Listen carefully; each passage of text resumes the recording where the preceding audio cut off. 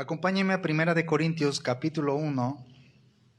Primera de Corintios, capítulo 1, versículo 2. Primera de Corintios 1, 2. Dice la Escritura: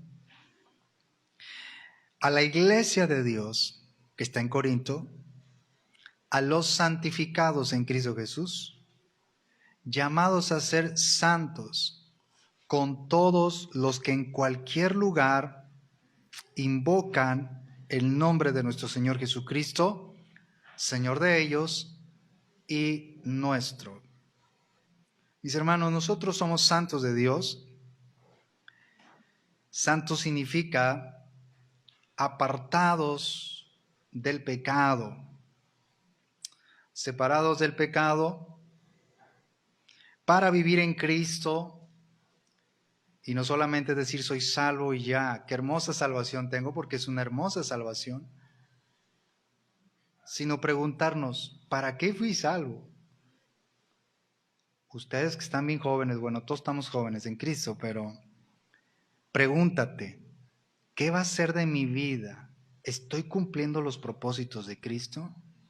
Desde el momento en que somos santos, que somos apartados del pecado, esa separación la hizo Cristo, no nosotros. Su sangre preciosa nos ha limpiado de todo pecado. Pero entonces ya soy salvo para cumplir los propósitos de Cristo en esta tierra. No ser un cristiano estéril, sino alguien que esté produciendo fruto, que sea de bendición para mucha gente con el Evangelio de Cristo. Pero este 1 Corintios 1:2 que usted lo observa en su Biblia, dice a todos los santificados en Cristo. ¿En quién somos santificados? En Cristo.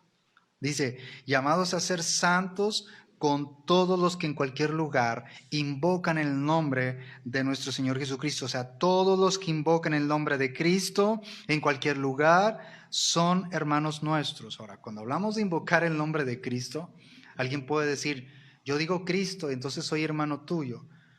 Invocar el nombre de Cristo, seguir a Cristo, rendir su vida a Cristo, nacer de nuevo, nacer de lo alto, eso es invocar el nombre de Cristo, no de una manera ocasional, todo el tiempo, todo el tiempo.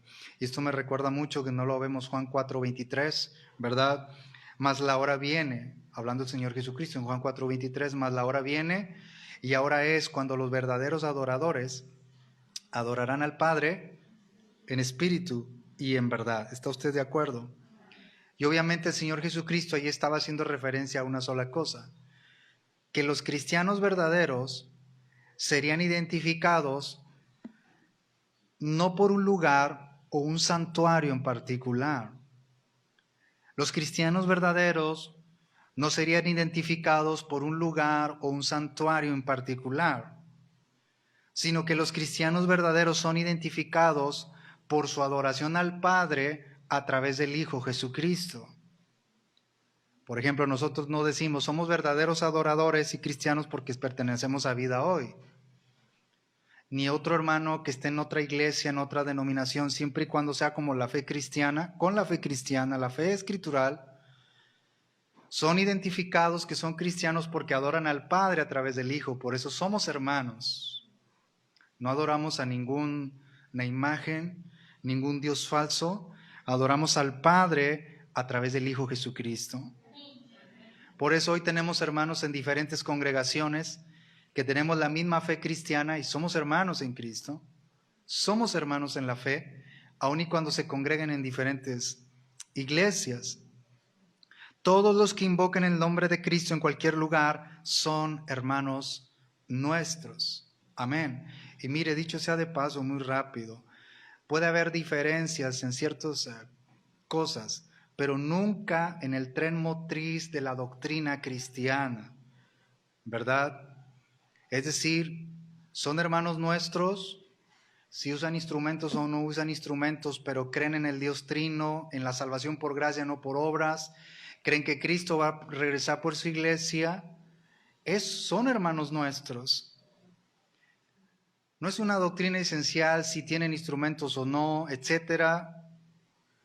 La doctrina esencial es que hay un Dios Trino al cual adoramos, Cristo va a venir por su iglesia, va a sacar a su iglesia de esta tierra.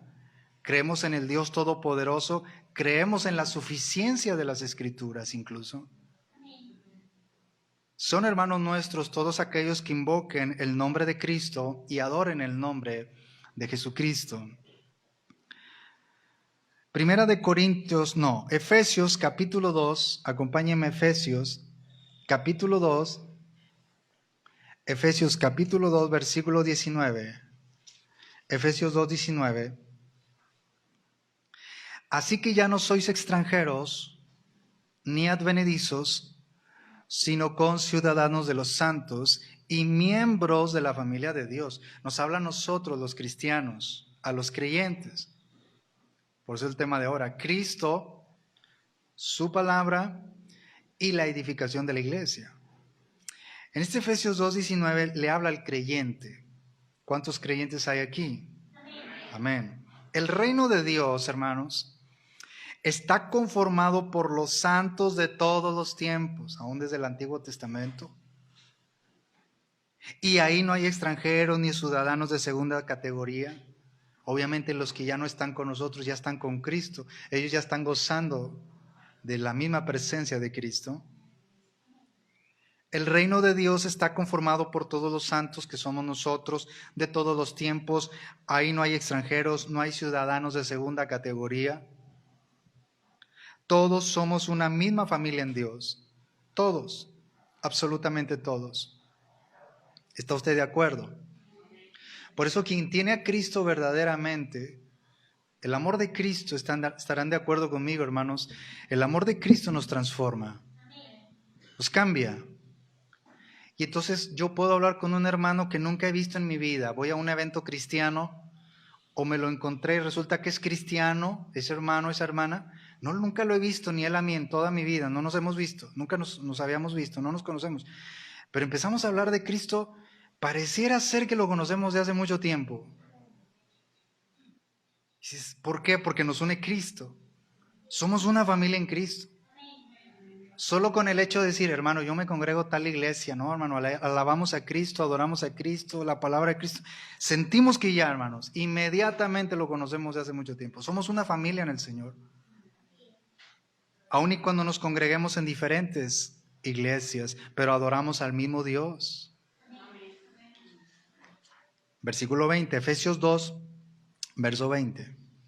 Nos habla a nosotros la iglesia, edificados sobre el fundamento de los apóstoles y profetas, siendo la principal piedra del ángulo Jesucristo mismo. Hermanos, en este Efesios 2, versículo 20, el fundamento de la iglesia que somos nosotros no es el apóstol, no fue el apóstol Pedro, ni el apóstol Pablo, ni el apóstol Juan, ninguno de los apóstoles. El fundamento de la iglesia no es el apóstol ni la obra de ellos, sino la enseñanza que por revelación divina impartieron con autoridad de lo alto. ¿Cuántos dicen amén? Nuestro fundamento como iglesia de Cristo no es la enseñanza de un hombre cualquiera, un hombre mortal, es la enseñanza de Cristo, ese es el fundamento. Y usted y yo sabemos, hermanos, que solamente se pone un fundamento cuando se va a construir una casa en lo material. No se ponen 2, 3, solo se pone un fundamento, solamente uno, solo uno. Bueno, nosotros ya no tenemos que poner un fundamento y otro fundamento. Ya no hay más nuevas revelaciones, es suficiente las Escrituras. Y este es el fundamento de la iglesia.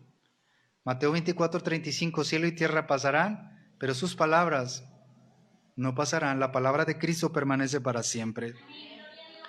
Por eso, hermanos, usted lo hemos comentado muchas veces en algunas predicaciones.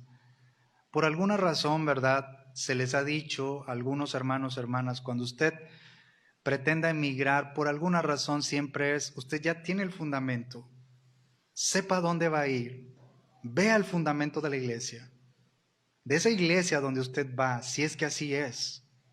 En mi caso, pues le doy gracias a Dios, solamente he tenido 2 iglesias en toda mi vida, 2. La que fue toda mi vida donde nací y esta. toda una vida, literal. Ahora sí puedo decir, cuando yo escucho esos testimonios de a la edad de 18 años Cristo me alcanzó de tal perdición, etcétera, y yo pienso, bueno, pues ya no sé ni qué decir, ¿verdad? Porque toda la vida he estado en la iglesia.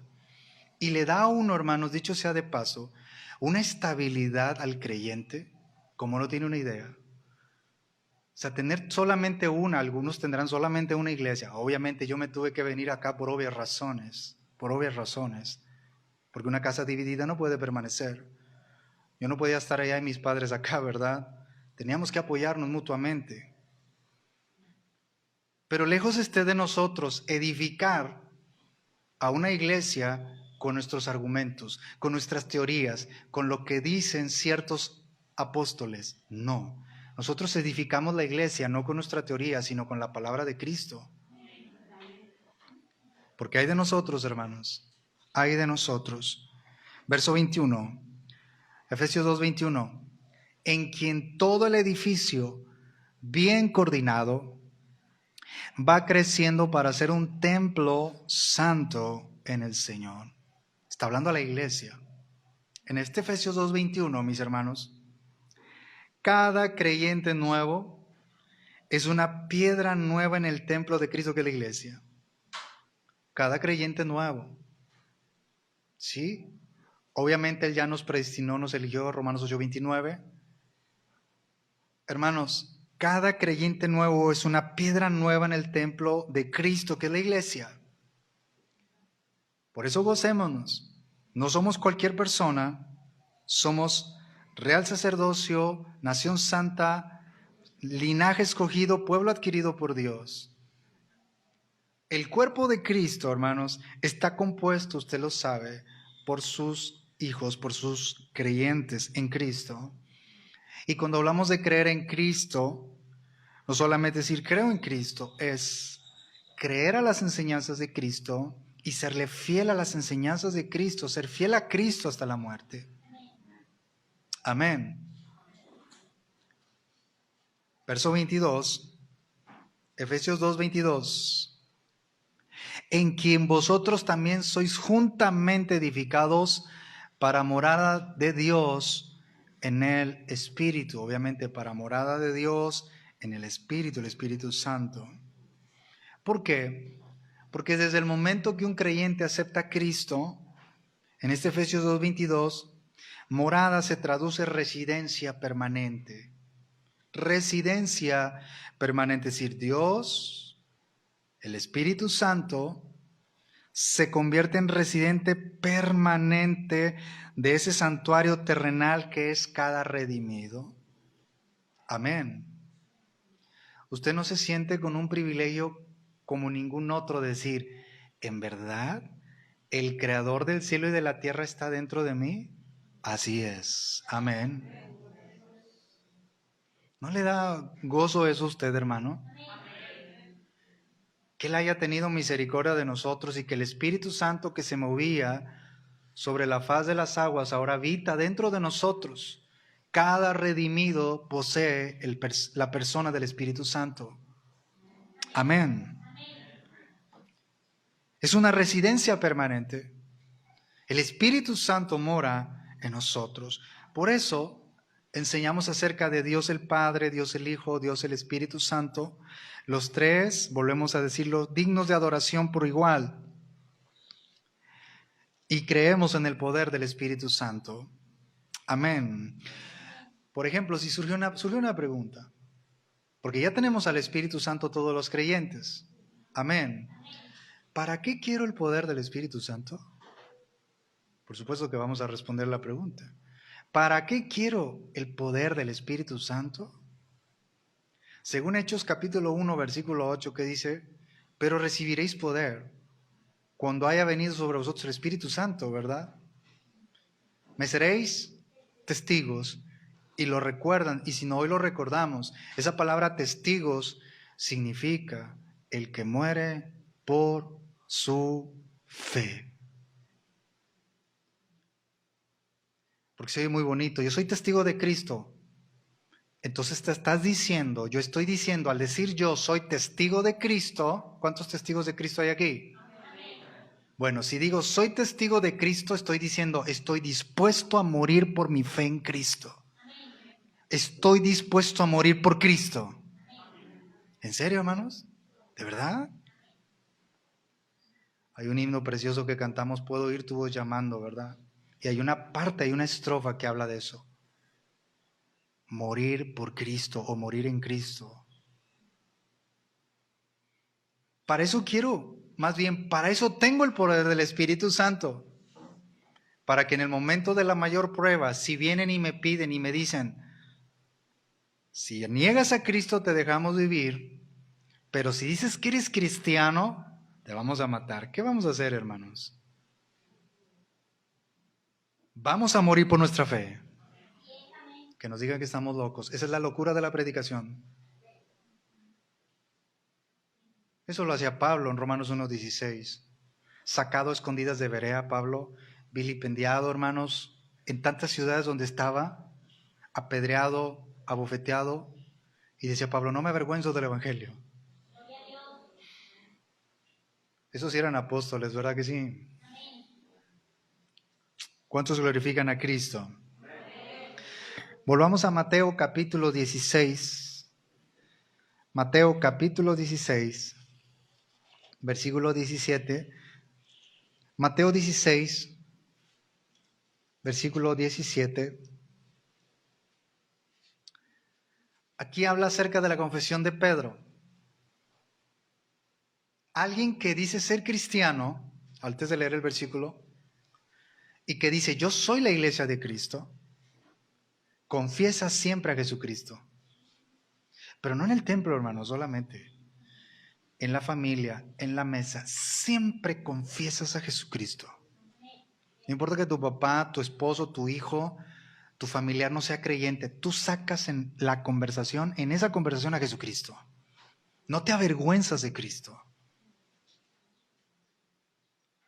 Mateo 16, 17.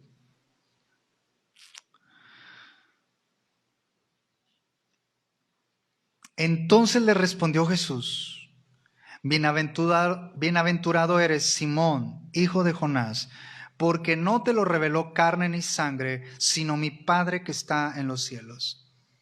Porque recuerdan, ¿quién dicen que soy? ¿Quién dice que soy? Y Pedro dice, yo creo que tú eres el Cristo, el Hijo del Dios viviente. Hermanos, en este Mateo 16, 17, Pedro, el apóstol, no expresó una opinión académica sobre Jesús, sino una confesión personal que el Padre le reveló. Porque muchos dicen confesar a Cristo, incluso admiran las enseñanzas de Cristo. Pregúntele a su esposo, le va a decir, sí siento bonito cuando me lees alguna parte de la Escritura, le va a decir eso. Su hijo, el que no es convertido, la familiar, el pariente. Pero el infierno está literalmente lleno de gente que admira la doctrina de Jesús. No basta con admirar, usted lo sabe, hay que caminar en la doctrina de Jesús. ¿Verdad que sí? Pedro no expresó una opinión solamente decir, yo sé que tú eres el Cristo, el Hijo del Dios viviente, académica, decir, mentalmente.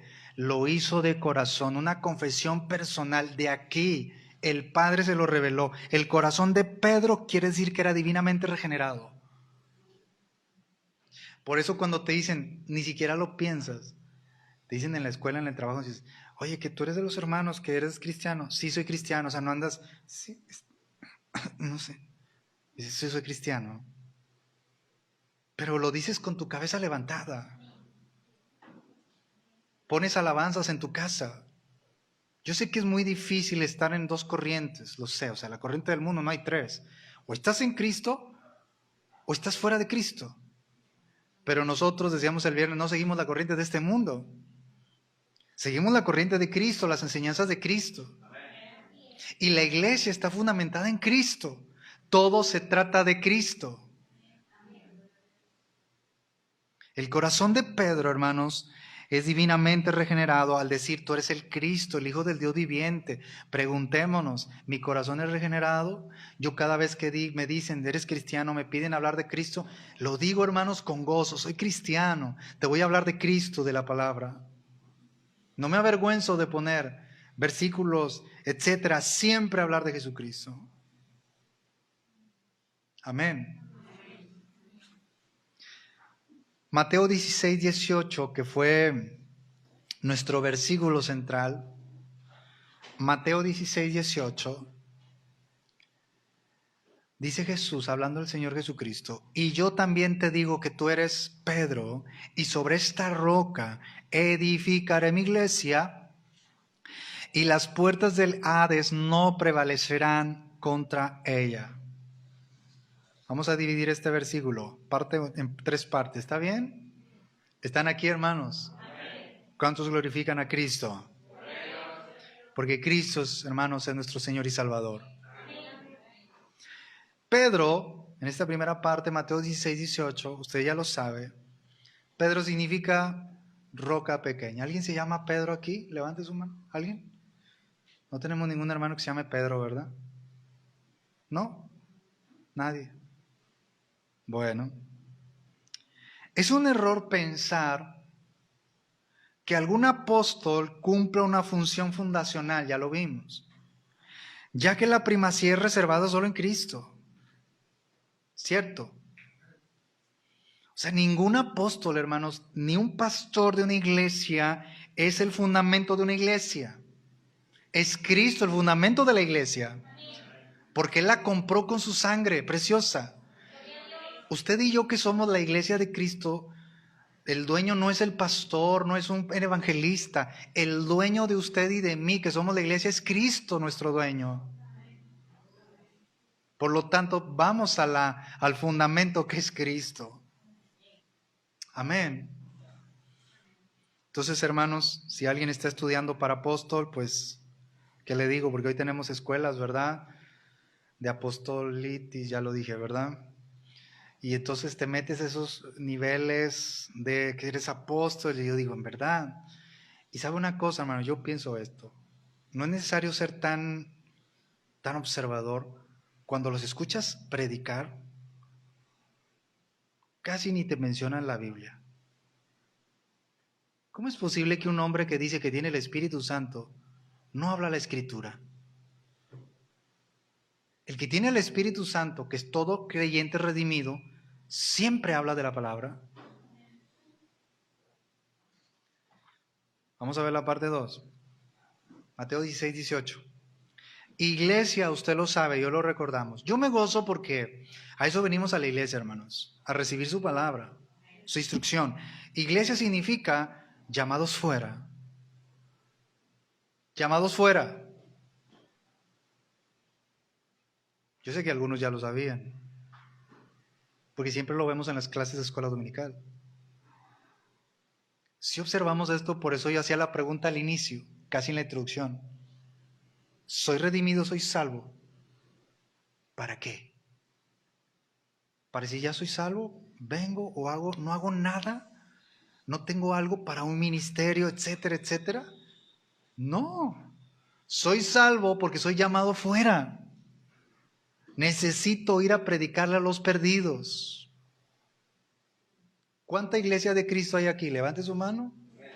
Somos llamados fuera. No somos estériles, no deberíamos ser así. Mire, hermano, ¿cuántos de nosotros todos los días, seamos honestos, o casi todos los días, ¿verdad? Hay un momento en el día que tú piensas, si hoy Cristo me llama, ¿qué he hecho por su obra? ¿Estoy dando fruto? ¿Ustedes se han preguntado eso o ya están pensando, por ejemplo, mañana? Al rato vamos a orar por ustedes. Mañana entran a clases. Sí, mañana entran, ¿verdad? Todos. Los alumnos bien contentos. Y las mamás también. ¿Verdad que sí? ¿Qué estamos haciendo, hermanos? Pregúntese. Usted tendrá su respuesta, no me la va a dar a mí. ¿Realmente, hermanos, estoy predicando el evangelio afuera? Usted dirá, hermano, yo sí lo estoy haciendo. Gloria a Dios. Amén. Cristo es el único arquitecto. Esto me encanta. El único arquitecto, constructor, dueño y Señor de la iglesia que somos nosotros. La iglesia comenzó en el Pentecostés, ¿lo recuerdan? Y recordemos, ¿verdad?, que Pentecostés significa, ¿alguien lo recuerda? Hermanos, parece escuela dominical, pero no es escuela dominical. ¿Alguien lo recuerda? Significa... no, nadie, hermanos, ¿no lo recuerda? Ay, hermanos, siento que significa como que cantar con gozo, ¿no? Pentecostés se refiere o significa estrictamente quincuagésimo. Es decir, el Espíritu Santo, porque el Padre así lo quiso en su soberanía, Él quiso el Padre que el Espíritu Santo descendiera 50 días después de las celebraciones de la Pascua. 50 días, o sea, por eso. Por ejemplo, cuando nos preguntan, ¿qué iglesia o qué organización, qué denominación, verdad? Ya ve que los cristianos, perdónenme hermanos, pero es la verdad. Perdónanos, Señor, bueno, eso lo digo yo. Pero los cristianos somos los más divididos. Pentecosteses, bautistas, metodistas, no sé qué, somos los más divididos, tenemos un montón. Soy de no sé cuál, Centro de Fe, Castillo del Rey, la Iglesia Independiente fulana de tal. ¿Cierto o no? No me digan que no, hermanos. Pero lo que es siempre, ¿y qué es tu iglesia Pentecostés? Nadie dice quincuagésimo, ¿verdad que no? Esto soy raro, hermano. Pues eso es lo que significa. De hecho, todavía, hermanos, la Pascua o las fiestas más bien del Pentecostés se celebran 50 días después de la Pascua, todavía. Fue cuando el Padre quiso que el Espíritu Santo descendiera ahí, ¿no? Ahí comenzó la iglesia de Cristo, o la iglesia después de Jesucristo, que somos nosotros hasta nuestros días. Pero no debemos olvidar que Cristo es el único arquitecto, constructor, dueño y Señor de la iglesia. No nosotros, hermanos. Parte 3, porque ya leímos, usted lo ve en su Biblia, pero aquí vemos el comentario. Hades es el lugar de castigo para los espíritus de los incrédulos ya muertos. ¿Alguien queremos ir ahí, hermanos? ¿Al Hades? ¿Verdad que no? Ahora, cuando hablamos de muertos, no es que ya murieron. O sea, mueren físicamente, pero apenas su último suspiro, inmediatamente, si van al infierno, están viviendo allá por los siglos de los siglos. Y el fuego, dice Marcos 9:44, donde el gusano de ellos no muere y el fuego nunca se apaga. ¿Queremos ir al Hades? ¿Queremos ir al cielo? Pero aún en la muerte no ha podido detener, o más bien, aún la muerte, hermanos, no ha podido detener el crecimiento de la iglesia. Y no podrá el infierno detener el crecimiento de la iglesia. Porque Cristo es el dueño de la iglesia y si Cristo vive, la iglesia vivirá. De hecho, Él viene por su iglesia y se la va a llevar al cielo. Juan 14:3, vendré otra vez, dijo Cristo, y os tomaré a mí mismo, se vendrán conmigo, para que donde yo estoy, dice Cristo, ustedes también estén. Amén. Hechos 2, versículo 42. Hechos 2, verso 42.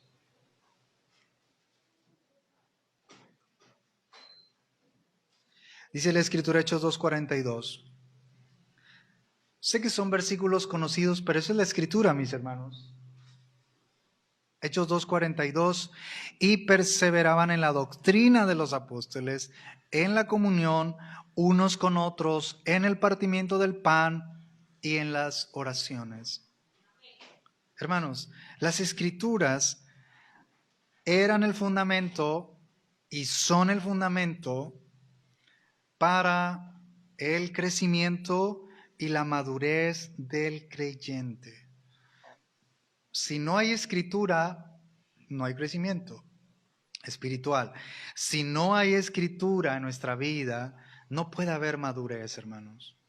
No la puede haber. Primera de Pedro 2:2, ¿verdad? Me parece. Si es, desead como niños, recién nacidos, la leche espiritual no adulterada, para que por ella crezcáis para salvación. Así como Pedro está haciendo una analogía ahí, ¿verdad? Una comparación. Así como un bebé recién nacido, ¿verdad? Tiene un apetito intenso por la leche materna. Así el creyente tiene que tener un apetito intenso, desesperado por la palabra de Cristo. Todo el tiempo. Bueno, el Salmo 119, y ahí yo lo recuerdo, hermanos, en este momento de prueba de la partida de mi mamá, me acordé tanto de ese versículo. Si tu ley no hubiese sido mi delicia, ya en mi aflicción hubiera perecido. Pero solo recordaba algo. Esta vida es temporal. Este cuerpo tiene que morir. Y ahora sí ya no está sufriendo. Yo sí estoy sufriendo aquí. Tengo a Cristo, pero mi esperanza está ya en la vida eterna. Gracias a su palabra. Eso es lo que nos da la palabra, madurez. Madurez. Para aceptar la voluntad de Dios y saber que un día estaremos con Cristo. Comunión significa compañerismo o participación. Acompáñeme a Primera de Corintios capítulo 12. Primera de Corintios capítulo 12, versículo 26. Primera de Corintios capítulo 12, versículo 26. De manera que si un miembro padece, todos los miembros se duelen con él. Y si un miembro recibe honra, todos los miembros con él se gozan. Verso 27. Vosotros pues sois el cuerpo de Cristo y miembros cada uno en particular. Hermanos, en este Primera de Corintios 12, verso 26 y 27, este es un llamado al amor y el interés mutuo en la comunión de los creyentes para mantener la unidad en el Espíritu Santo que honra a Cristo. Siempre. Es un llamado, ¿verdad? Pablo, bajo la inspiración del Espíritu Santo, él nos dice, si uno de tus hermanos se duele, pues tú te vas a doler. Pero si alguien recibe honra, alguien es bendecido, ¿debe haber envidia entre nosotros? No, ¿verdad? Cuando los muchachos ya que se vayan a graduar de la preparatoria, etcétera, y traen el certificado, el título, usted como madre se va a sentir bien contento, ¿verdad que sí? Bien contenta. No debe haber envidia entre nosotros. Si un hermano recibió alguna bendición, hermanos, de cualquier índole, pero viene una bendición, gloria a Dios. Gloria a Dios por la vida de esa hermana, de ese hermano. Lo mismo, ¿verdad? Es Romanos capítulo 12, ¿verdad? Cuando nos habla la Escritura, llorad con los que lloran, ¿verdad? Eso es lo que dice la Escritura, Romanos 12:15, sí. Gozaos con los que se gozan, llorad con los que lloran. Amén. Es decir, alegrarse con los que se alegran, llorar con los que lloran. Y lo hemos dicho otra vez, hermanos, lo hemos dicho en otras ocasiones. Llorar no solamente es llorar literalmente, ¿verdad? Es decir, estoy llorando con él, sino también llorar es, tenga hermano, para su necesidad. ¿Sí me explica, hermanos? Tenga hermano, hermana, usted está pasando esta necesidad, tenga. Porque si no, pues se cumple lo que dice Proverbios 3:28. No digas a tu prójimo, anda y vuelve que mañana te daré, cuando tienes contigo que darle. Es la oración más la acción. ¿Está bien? Cristo, hermano, nos ha unido en su Espíritu Santo. Amén. Primera de Corintios capítulo 12, versículo 13. Primera de Corintios 12, 13. Porque por un solo Espíritu fuimos todos bautizados en un cuerpo, sean judíos o griegos, sean esclavos o libres, y a todos se nos dio a beber de un mismo Espíritu. Dice que fuimos bautizados en un solo cuerpo. No hay dos cuerpos de Cristo, solo hay uno, que es su iglesia. y fuimos bautizados en un solo cuerpo. En el momento de recibir a Cristo, ahí recibimos al Espíritu Santo. Amén, hermanos. ¿Sí, amén? Obviamente Cristo es el que bautiza en el Espíritu Santo. Aquí como dice en Mateo 3:11, ese versículo lo que dice, estaba hablando Juan el Bautista en Mateo 3:11, yo la verdad os bautizo en agua para arrepentimiento, pero el que viene tras mí, cuyo calzado no soy digno de llevar, Él, haciendo referencia a Cristo, Él los bautizará en Espíritu Santo y en fuego. Él sumerge a cada creyente con el Espíritu Santo en unidad. Amén. Y beber de un mismo espíritu, en ese 1 Corintios 12:13, significa que el Espíritu Santo es depositado en cada redimido y lo tenemos al Espíritu Santo. Amén. ¿Sí, amén, hermanos? Por ejemplo, en Salmo 51:12 me parece, cuando David estaba orando, ¿verdad? En el episodio que pasó con Betsabé. Y entonces él dice, en el Salmo 51, no quites de mí tu Santo Espíritu. Vamos a verlo, ¿verdad? Para no estar así como que pegándole al valiente, como que la computadora humana, no, pues no. Si es el Salmo 51, ¿verdad? ¿Están aquí? Salmo 51:12, vuélveme el gozo de tu salvación y espíritu noble me sustente. Verso 11, no me eches de delante de ti y no quites de mí tu Santo Espíritu. Ahora en el verso 12, cuando dice, vuélveme el gozo de tu salvación, era salvo, pero había perdido el gozo por su salvación. No dice, vuélveme la salvación, vuélveme el gozo, porque alguien que tiene al Espíritu Santo se arrepiente. Y ese versículo es lo que habla, ten piedad de mí, oh Dios, líbrame de todas mis transgresiones, etcétera, etcétera, ¿verdad? Amén. ¿Sí, amén, hermanos, atrás? Amén. Beber de un mismo espíritu, hermanos, significa que el Espíritu Santo es depositado en cada redimido. Gloria a Dios por ello. Amén. Mis hermanos, en este tema voy a cerrar. Cristo, su palabra y la edificación de la iglesia. La iglesia, hermanos de Cristo, siempre tiene que estar expectante, hambrienta, deseosa por recibir el consejo de la palabra. Siempre, hermano. Siempre. Aquí ponemos las herramientas. ¿En qué sentido? La palabra. ¿Están de acuerdo?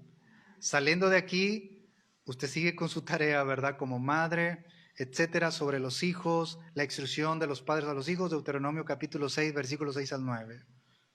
Amén. Y estas palabras que yo te mando hoy estarán sobre tu corazón y las repetirás a tus hijos. Y dice cuándo, y hablarás de ellas estando o andando por el camino, al acostarte, y cuando te levantes, y las atarás como una señal en tus manos, y estarán como frontales entre tus ojos, y las escribirás en los postes de tu casa y en tus puertas.